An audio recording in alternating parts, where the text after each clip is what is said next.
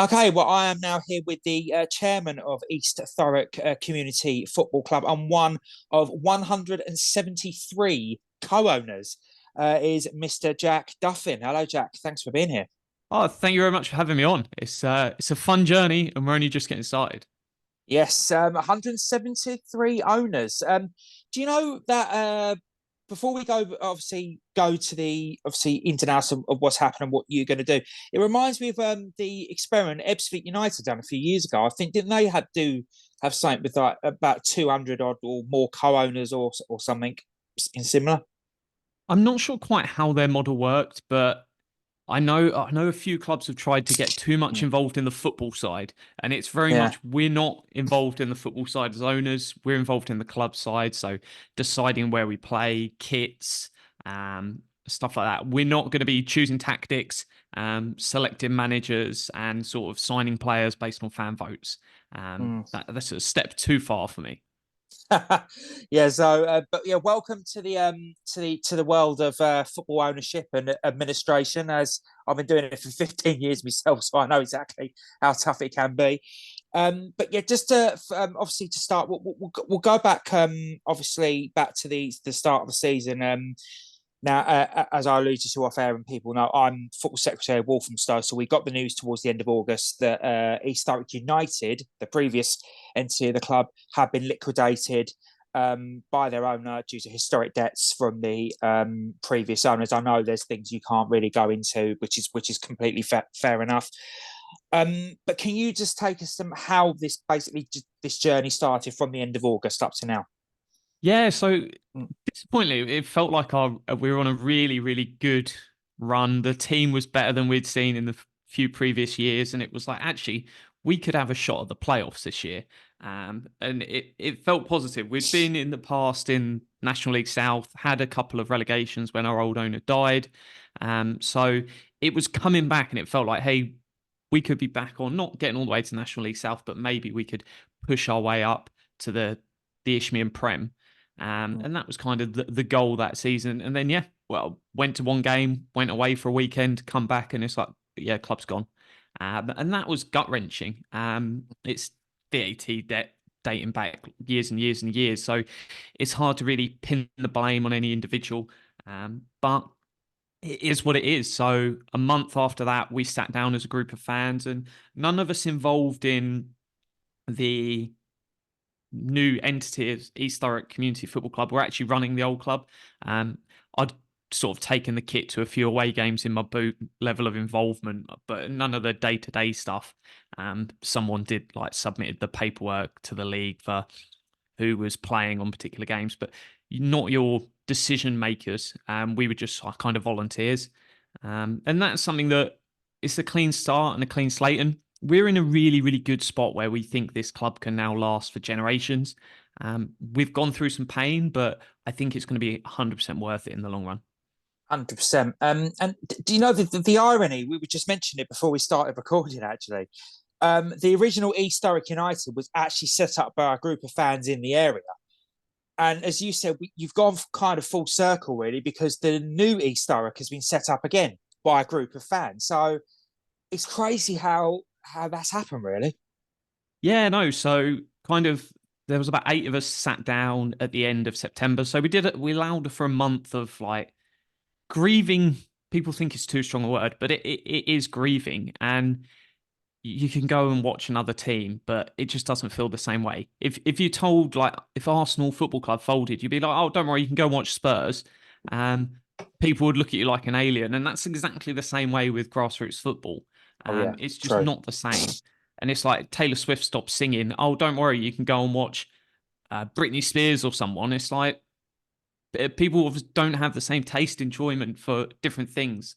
So Mm. it's one where I've gone and watched games, but it doesn't feel the same. So we were like, let's bring this back. So a Mm. lot of work went on in the first 3 months where we were just letting a little bit out of the bag each week. But we said once we get to January, we'll hold a big public meeting and anyone can come along and hear what our plans are. We ended up with 81 at that meeting, which was really impressive. And that was we put in 3 months of work with no clue if people were willing to engage with it. But then it obviously showed with that moment. And kind of 2 days before the public meeting, our ex-manager who used to manage us in the National League South came around to one of our committee meetings and just said, look, I'm happy to help out if you need me, anything to do. And we're like, I've run voluntary organisations, so I feel really confident that I can run a club. I don't want to be running a football team. And it's almost that church and state marriage of like, we need to work together, but the club shouldn't run the team and the team shouldn't run the club. So putting him as that spearhead, he's like, I don't want to do every week and commit to stuff. I'm enjoying retirement, playing a bit of golf here and there, but I've got so much knowledge and stuff he can bring that he's like, sort of, he managed us for 13 years. So he's like Sir Alex Ferguson is to Man United. He's viewed the same way in the local area. So he came on, Yeah. he runs football, couple of managers under him. We're building a whole structure there, but it's all coming together almost too well. I'm regularly sitting there going, when's something going to go wrong? This all seems to be going so right, but hey, having an absolute blast. Yeah, and I know you're probably the same. Feel the same as I do sometimes. It's the best job in the world, but at the same time, it's blooming stressful. The stress will come at some point, but I said at that very first meeting when we met in September, it was like, if there's only 2 or 3 of us that really want to put the effort in, let's not even bother. But we're quite blessed that there's 8 sort of core people, but then there's lots of volunteers that have come in and helped with different parts around that. And it's continued to grow. Luckily, technology is in a place that owners from all around the world can sign up. We've got sort of 16, 17 now in the US. So there's owners all around the world becoming owners of the club. And that just puts us in a really stable position going forward, because your issue with non-league clubs is sometimes you get an owner that goes, oh yeah, I'll put in $1,000 a week or something. And that can work really well. But then it turns around 1 year of either they have personal problems or their business and where their money comes in struggles due to all sorts of issues wider than the football club. And then that money stops coming and then everything falls apart. Building off of a sustainable ownership model gives us a massive safety net where, yeah, you might lose a couple of owners from season to season, but you're going to add 3, 4, 5 times the amount. It doesn't matter. So it's one that we're really positive that this can keep growing and go as high as anywhere. I don't think 1,000 owners by next season's unrealistic when you look at other teams that have done it around the country. Definitely, 100%. Obviously, you mentioned that obviously Covo's come back in to obviously help you out, and great, obviously, memories for the club, for yourself and for the club with Covo over the years. I mean, obviously, he got you into very comfortable mid-table in the National League South, and for a club the size of East Thurrock going up against the likes of Ebbsfleet and Chelmsford and that every week, what that must have been a fantastic journey. I remember a time when it was only us and Man City, the 2 teams undefeated, as the season was rolling on, and it was when questions are being asked on TalkSport, and it's like Man City and who else in the top, or would that be 6 leagues, is undefeated. That's just, it's madness. It was great fun. It's one that I think that's probably the highest this could ever go, is National League South level, because when you've got an ownership model, I know there's a few examples of like AFC Wimbledon, but they're so much bigger and that I think that's the dream long term. But I think a realistic goal is, and our ambition, get back to step 8, and not step 8, tier 8. Steps just confuse the hell out of me. Step 4. The Isthmian Isthmian North, sorry. That was where the club folded. So I think, let's say 10, 15 years, let's get back to that level. And then after that, it's a bit of luck and other stuff that if you're even East Thurrock United getting all the way to the National League South, there's an element of luck and lots of hard work. Yeah. The right little core group of players coming together at the right time. Yeah, definitely, 100%. I think what happened, obviously, with you guys going up when you did, you were the example that you are a small club competing in a big pond, and you were the guy that started the local proof in the sense that you could go up and do it, and you did, and you competed well for 3 seasons. I could compare in a way your story to what Aveley have done this year. I mean, they've gone up from the Isthmian Prem and they've done absolutely unbelievable. They were probably, I think, no disrespect, I remember the time like yourselves, to be the whipping boys, go straight back down, and both of you exceeded expectations at that level. Yeah, no, they've done phenomenally well. It's a club that I've been to quite a lot because they Mm, play quite a few games on Mondays and Fridays. So mm, it's easy when I had one season where I managed to rack in 101 games across the season. So there was a lot of Averley games in there. Just because if they're playing Mondays or Fridays, it was like, yeah, great, I'll go and yeah, watch that. So no, it's one that it's funny. You just never know what's going to happen. And it'll probably be one where we get our first season and we're almost that team other sides might have marked on their cargo. We want to give them a real game because from years and years of East Thurrock where we're the small fish in the big pond, we almost might be the other way around where yeah, I don't know how many fans are going to turn up. And that every time we've set goals, we have been massively under predicting ourselves. So we said, let's get 100 owners by our first game. 22 mm, days later, we had 100 owners. yeah, And when we're talking about, hey, 250 people maybe turning up to the game would be amazing. Now I'm like, we're probably going to get loads more than that because people are used to paying 10, £15 to go to a non-league game now, yeah, whereas it's free football. So our first 2 years, we're not charging because that's the Essex Olympian sort of model. No one charges to play games. So we're going to build this fan base. We're looking to live stream games. So that's why people, owners in 10 different countries now are going, actually, I want to get involved with this because I can make decisions on how a football club runs. We send weekly emails. So if we're buying footballs or we're buying anything, we'll send an email to our owners going, hey, here's how much money's come in. Here's how much money's gone out. And mm, that's a level of transparency that you just don't get in sport and football or in any business, really. Whereas we're sharing that information on a regular basis. So they know and they've got confidence in the financial model of the club going forward. And that's something that we said from day one is three key pillars. It's democracy. So fan owners get to vote on where we play, the club badge, the kits, mm, stuff like that. And they'll get to vote on the committee. So after this first season, my job's up for grabs. If anyone wants it, I can get yeah, re-elected. Hopefully will, but it's giving people that choice. Pillar two is transparency. So we'll send out emails and be like, hey, money in, money out, how many owners, what's going on in the club. And then the third one is sustainable. And that's yeah, why we're happy to start in, ideally, we're going to start in tier 12, but that is purely down to the league. The application's in and it's now a waiting game until June. yeah. And obviously you'll probably find out at the AGM. What you saying about you could say roles reversed, really. You a bit like Harlow have been in the Thurrock South this year. People will probably come and look at you guys now as, oh, East Thurrock. Yeah, we know they're the new community club, but they're still East Thurrock. Covo's helping out. In the Olympian terms, do you think now, well, you could be the scalp for teams?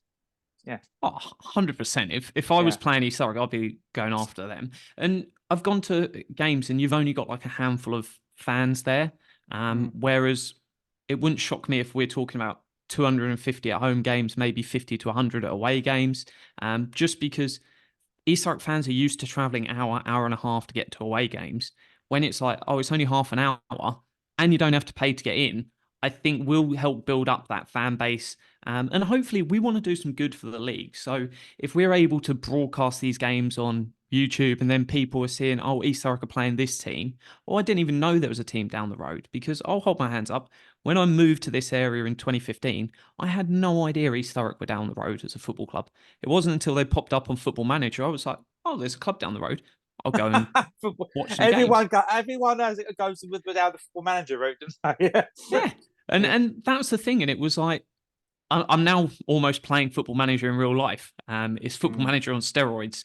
But it's that I had no idea. And I think football clubs everywhere need to just do a better job of outreach. So once we get games confirmed, we're going to deliver 15,000 leaflets to the local area and go, hey, we've got free football if you fancy coming.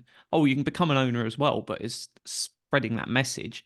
And that's something that volunteers and people are much more willing to get engaged when A, they own a piece of the club, and B, it's fan owned, all the money going in stays in the club. Whereas it can be difficult if your club's owned by someone. It's like, well, do I want to give my time? And the money goes into that person's pocket, even if they're not taking any money out, because hey, you're not buying a football club at this level to make any money. But it's like it's that person. Whereas I know that any money that comes into the club, I can see on a spreadsheet where's that money go, and we share that with our owners of where it is. No one's taking a penny out, and no one's getting paid. We're not even paying players year one, so it's one we're building something special here, and it's genuinely been a lot of fun. One thing I've noticed about East Thurrock supporters as well is they're a very, very loyal bunch. And what you said about the support going to these away games, if your loyal support can go to Truro and Bath on a Tuesday night in the National South, you can go to, I'm looking at the Olympian League table at the moment because obviously for the show, you can go to Rayleigh and Southend and Basildon and Chelmsford and Shenfield on a, oh, because it will be Saturdays because there's no real midweeks in the Olympian unless you get to the end of the season when they have when you get 6:30 kickoffs in like April or May when you've got to fit the fixtures in. But you got all local trips, which is good. So you'll probably take a good support network up there to these games with you. It's going to be great fun. Genuinely, really, really looking forward to it. Probably going to be weird for some refs of reffing with sort of no real. You just get the stick from the players, and suddenly there's a couple of hundred people shouting abuse if they didn't like the offside call or something like that. But no, it is one that I just want to promote in the same way. Like if we go back, sort of maybe 10 years, Salford did a lot of great when the sort of class of 92 came in and really shined a light on non-league football. And some people were quite negative about it at the time, but lots of football fans were thinking, there's non-league football as well as Premier League, take a bigger interest in it. The Wrexham stuff has been massive for us because I think without the Wrexham documentary, lots of our American owners don't buy into the model, and they're like, "Hey, I want to support you guys," because they've seen what that means on sort of the big stage. So it's one that if we can sort of promote and help people come and support these clubs, then it does a world of good because lots of these players are having to pay subs in the league we're going to, and if they can get more fans there, even if they're just throwing in a bit of money, it means players aren't having to pay to play. And it's nice. Let players play and have a great time. Exactly. I mean, I can completely relate to the story and everything that's happened with you because I'm a big Portsmouth fan, and obviously we went.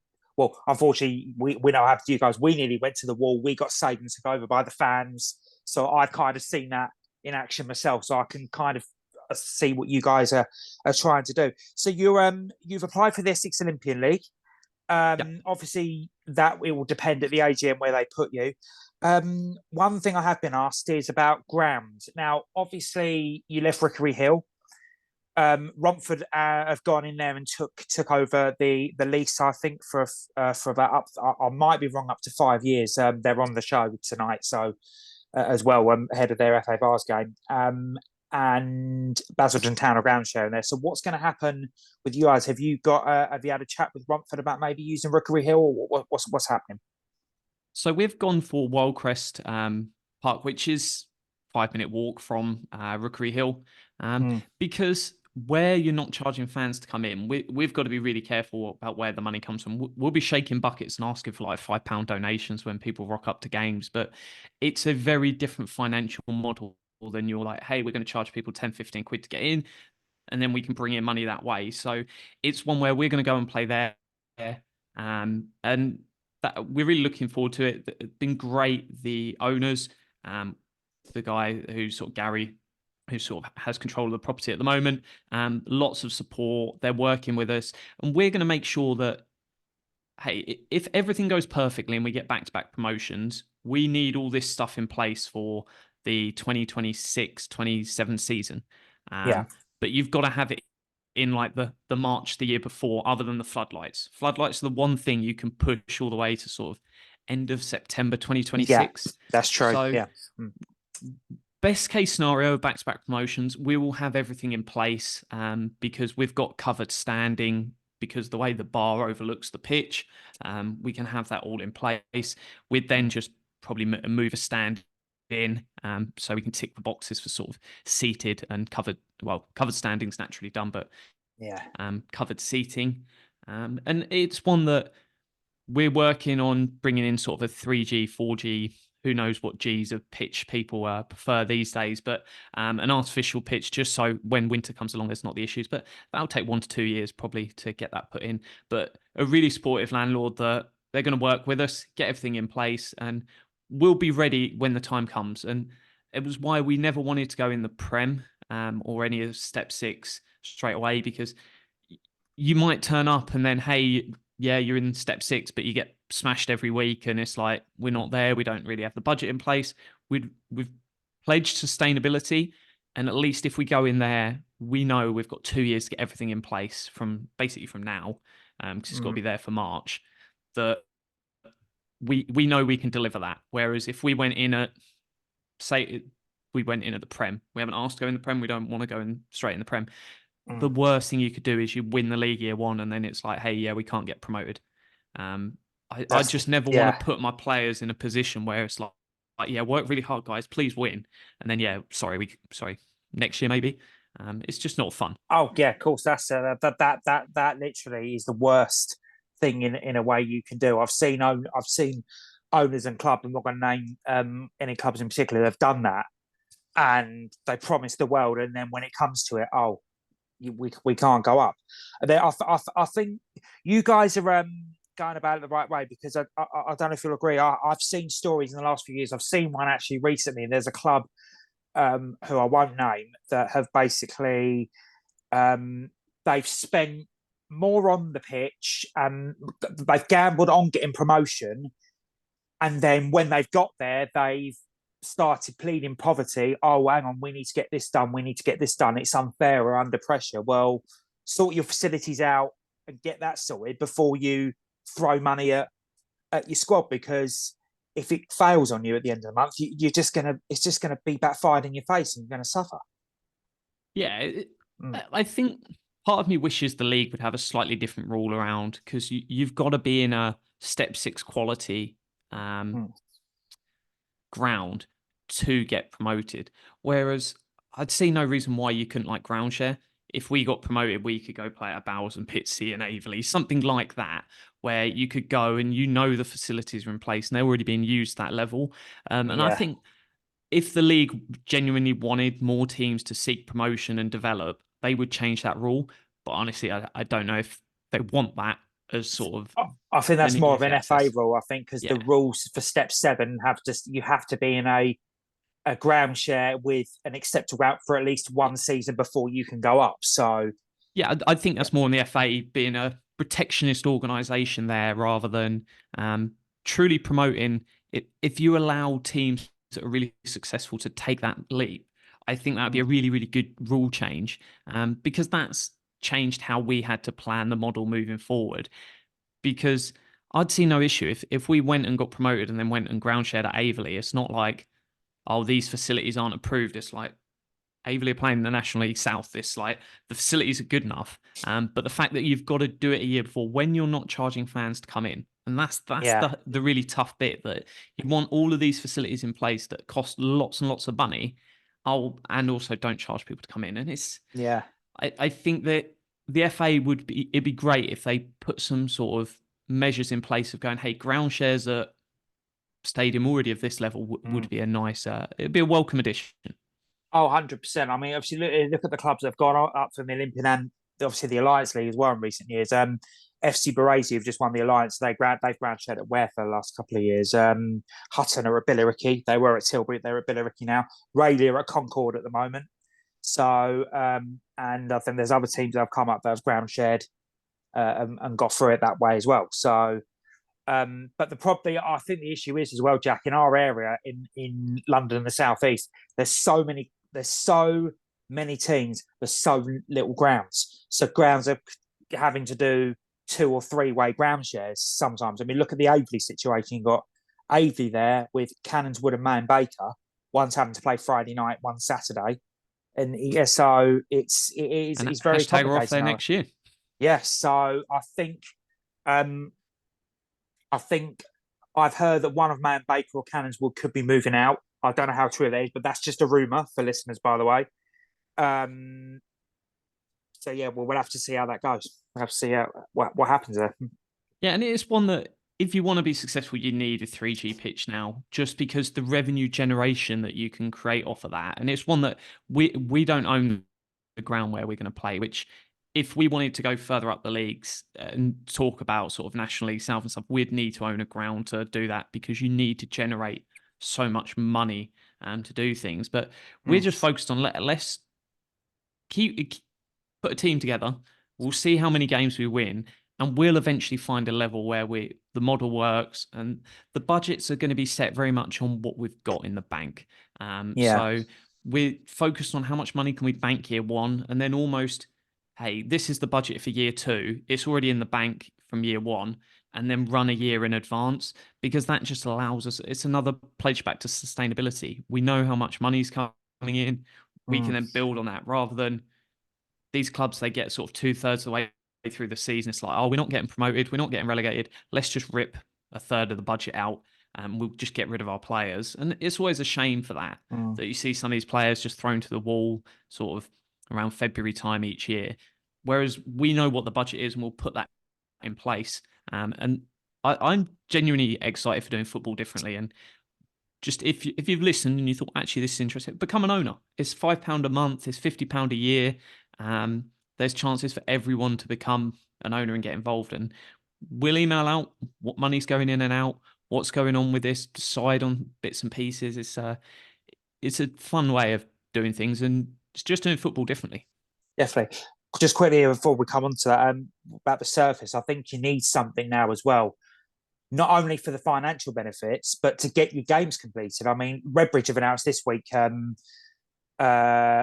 this week or last week, they've announced that they're going to be laying a 3G pitch themselves. Now, the amount of games that's been called off of that ground over the last 5 years, I think that's well overdue now, just disrespect to them. But yeah, obviously, you were saying about becoming owners and things like that. How can people get involved, and what roles are you looking for people to take up?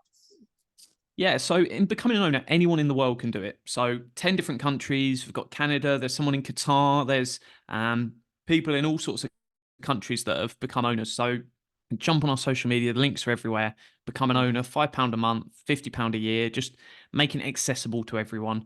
And that'll never go up. Well, not as long as I'm chairman. There's no plans to ever change that. And there's volunteers, and it very much just depends what part do you want to get interested in. Is it fundraising? Is it sponsorship? Is it just on the day someone in a high vis for a steward? Very much whatever you fancy doing. We're the core central team, which will be elected moving forward. Obviously, I won't do that until we complete our first season. Those have a lot of work to do, but then anything around that, it's like, hey, I've got a spare hour once a week. What can I help out doing? Tell us what you're interested in, join that team. So it's one that you don't need to commit a massive amount of time. If you want to help out, get involved. And the more people we can put around everyone, it's just a little less work, but more results, and we can just see better stuff. So the growth has been amazing.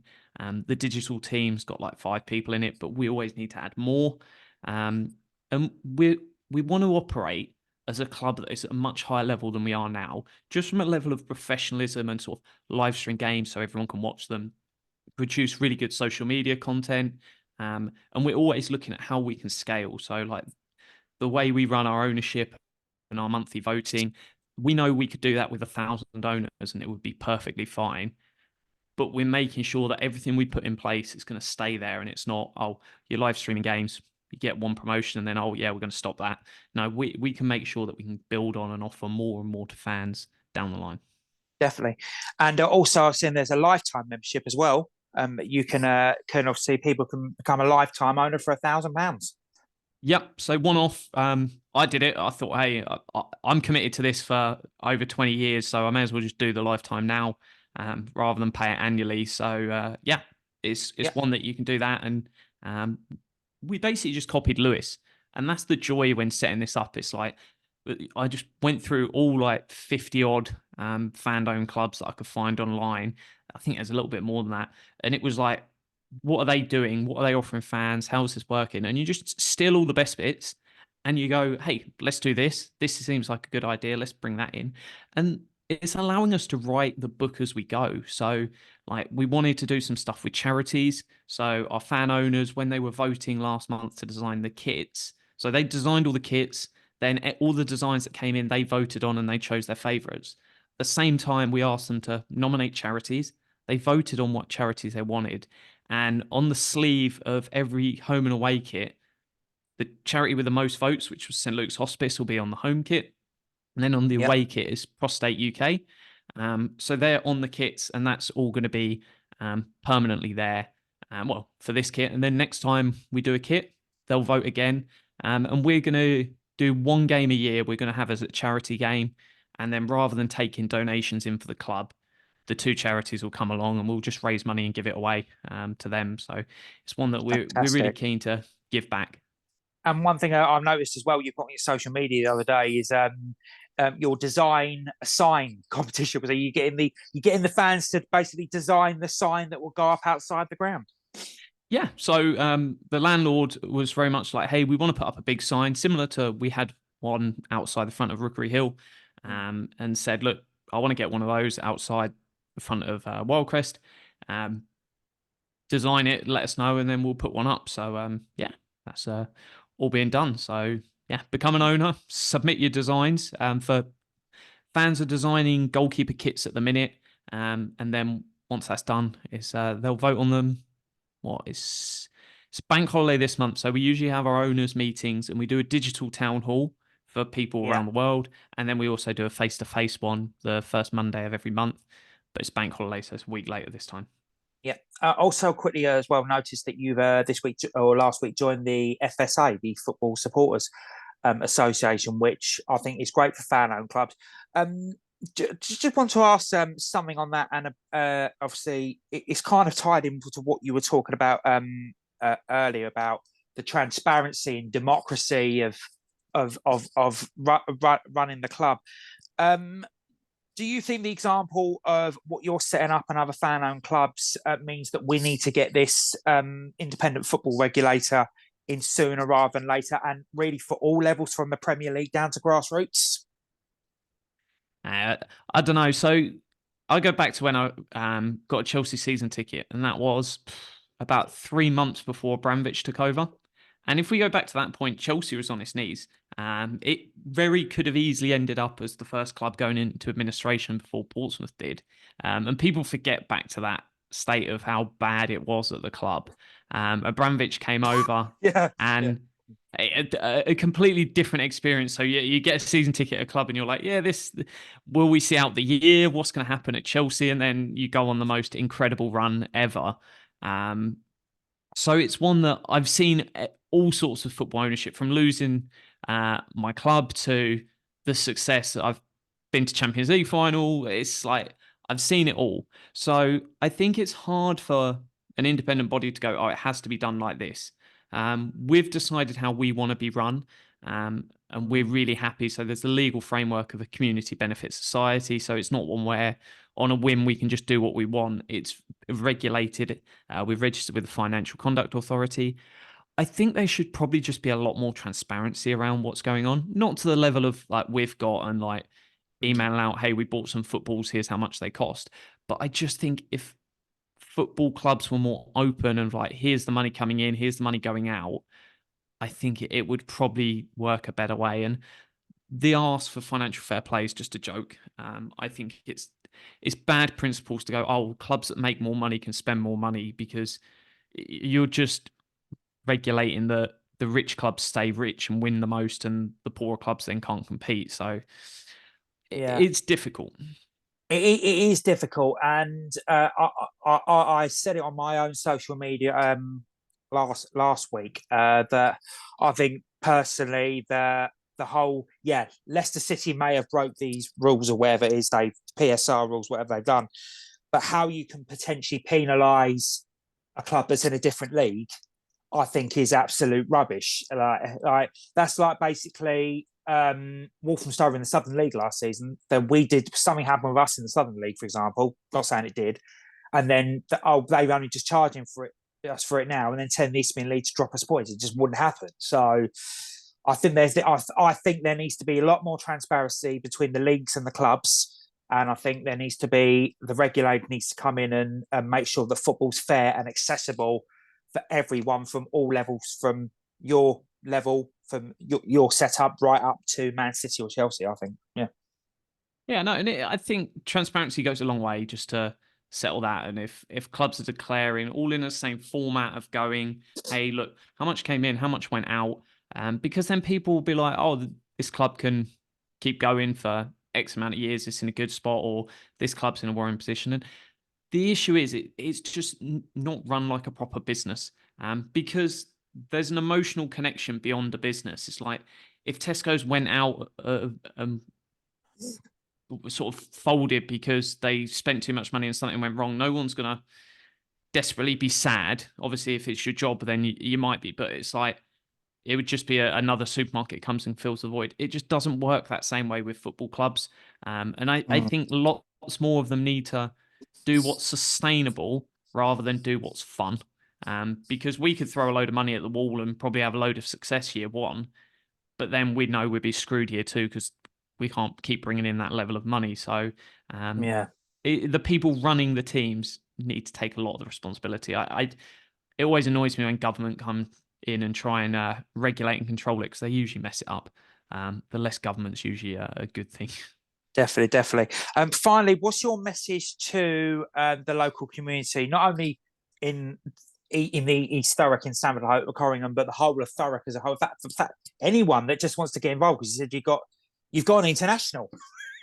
Yeah, we've gone international. I can pull up the numbers now. Let's see what's on the list. What have we got? Count locations. We've got sort of 82 fans within sort of the real local community, fan owners. 9 more in the rest of Thurrock. We've got 28 spread around the rest of Essex, 9 in London. But we've got, this isn't updated because I had a few more join yesterday, but there's over 15 in US. There's 1 in Australia, Canada, Italy, Qatar, Scotland, Spain, Wales.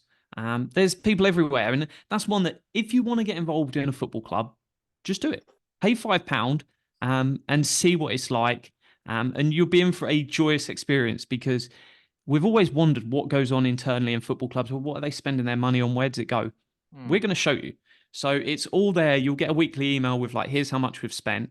But then at the end of the year, we're then going to publish the accounts onto our website. So everyone will be able to see.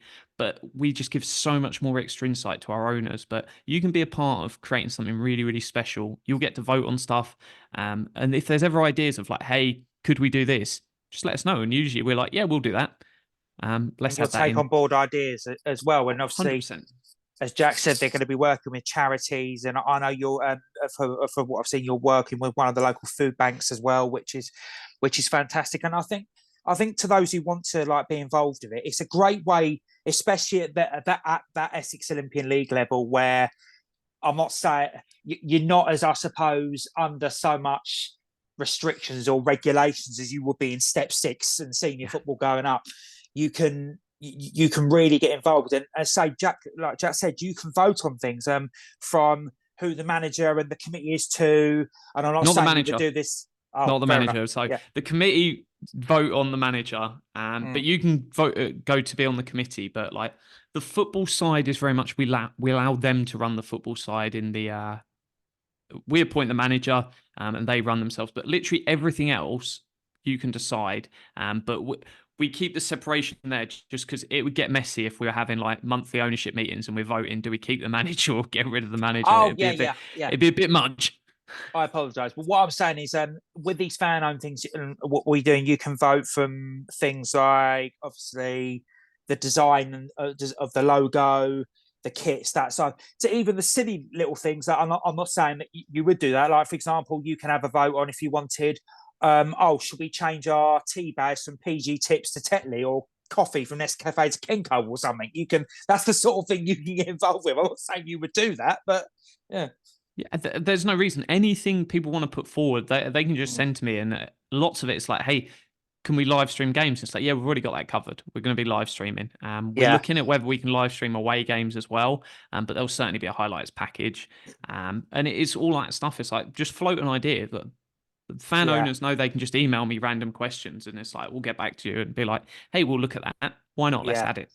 Obviously, you'll know. Obviously, when going to away games, I will give you advice. You have to check with the Yeah. away venue, and if you do get to senior football, you would then obviously be regulated by the blackout period on a Saturday afternoon, which I don't think it's too bad at the Olympian level. But when you get to senior level, that's something you would have to obviously work on. Mm. Yeah, because at the Olympian, where we kick off early, we'll be done by 3.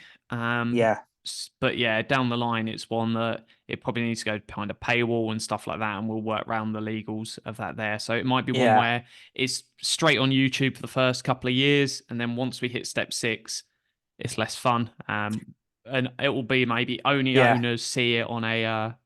They have to log in using their thing, but we'll deal with the legals as we go down the yeah. line.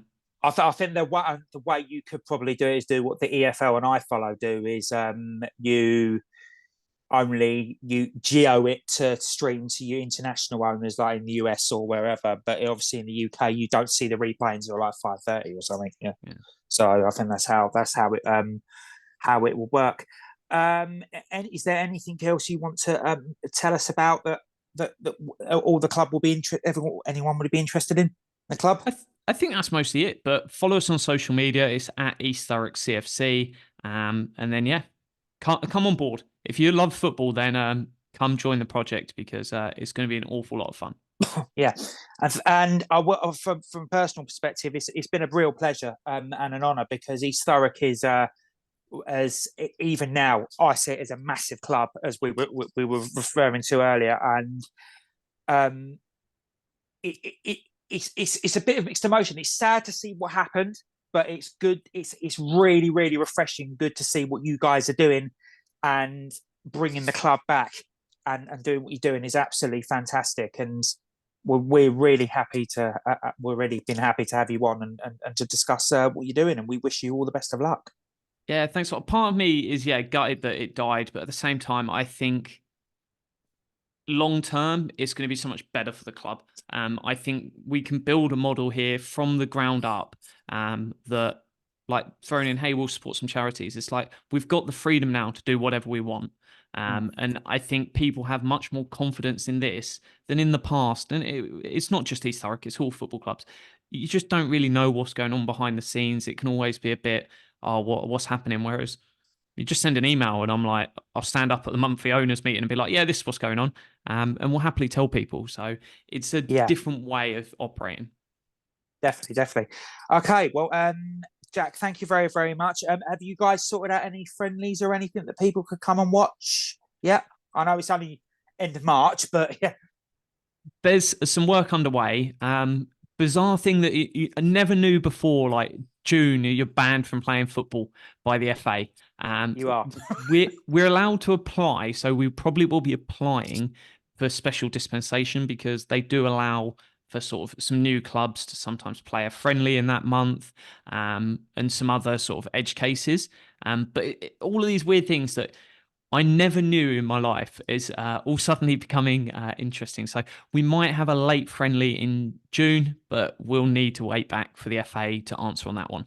Yeah. There's I think there's special dispensations regarding these international associations, like the Yorkshire international team or the Surrey international team. They're allowed to play, or something that's not off or completely off a scale. They're allowed to play, but yeah, you're not allowed to do in I think they're like the top 20 levels. You're not allowed to play in June. So, but yeah, keep us all updated, and we'll keep you updated with your progress. And we look forward to talking about you and our Olympian League roundup on the show next season. Thank you very much. Thank you very much, right, Jack. Thank you very much, and we'll be back after the break here on GFS.